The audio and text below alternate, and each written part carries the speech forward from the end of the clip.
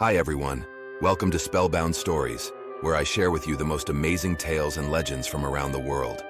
I'm your host, Black, and today we're going to dive into the mysterious world of ancient Egypt and discover the secrets of Anubis, the god of the afterlife and mummification.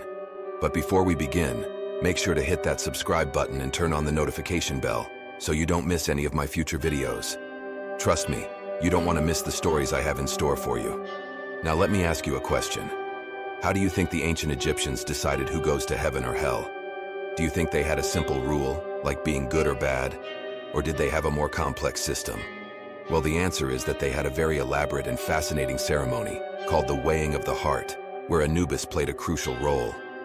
He was the one who weighed the hearts of the souls and determined their fate. Sounds intriguing, right? Well, keep watching, because I'm going to tell you everything you need to know about Anubis and his role as the judge of the dead. Let's get started. Anubis was one of the oldest and most important gods in ancient Egypt. He was depicted as a jackal, or a man with a jackal's head, and his color was black, symbolizing regeneration, life, and the soil of the Nile River. Anubis was the inventor of embalming, the process of preserving the bodies of the dead for the journey to the afterlife. He was also the guardian of the tombs and the protector of the souls of the deceased. But Anubis had another role that was crucial for the fate of every person who died in ancient Egypt. He was the judge of the dead, the one who weighed the hearts of the souls and determined whether they were worthy of eternal bliss or eternal torment. This was known as the weighing of the heart ceremony, and it took place in the Hall of Two Truths, in the Underworld.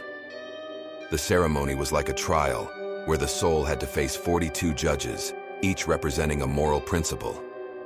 The soul had to declare that it had not committed any sin or crime against these principles, such as murder, theft, lying, adultery, or disrespecting the gods. This was called the negative confession, and it was a way of proving the soul's innocence and purity. But words were not enough. The soul also had to pass a test that involved the most vital organ of the body, the heart.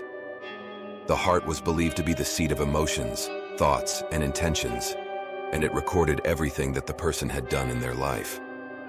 The heart was also the only part of the body that was not removed during the mummification process because it was needed for the judgment. Anubis was the one who performed the test. He took the heart of the soul and placed it on a scale opposite a feather. The feather was the symbol of Ma'at, the goddess of truth, justice, and order. Ma'at was the cosmic principle that governed the universe, and she was the daughter of Ra, the sun god. The feather was also called the feather of truth, and it represented the ideal standard of morality and righteousness. Anubis then activated the scale and watched as the heart and the feather balanced each other. If the heart was light, meaning that the soul was honest and virtuous, it would weigh the same as the feather, and the scale would be in equilibrium. This meant that the soul had passed the test, and Anubis would declare it true of voice or justified. The soul would then be escorted by Anubis to the presence of Osiris, the god of the underworld and the resurrection, who would welcome the soul into the paradise of the field of reeds, where it would enjoy a blissful existence for eternity. But if the heart was heavy, meaning that the soul was guilty and wicked, it would weigh more than the feather, and the scale would tilt. This meant that the soul had failed the test, and Anubis would condemn it as false of voice or unjustified. The soul would then face a terrible fate. It would be devoured by Ammit, the devourer of the dead, a monstrous creature with the head of a crocodile, the torso of a lion, and the hindquarters of a hippopotamus.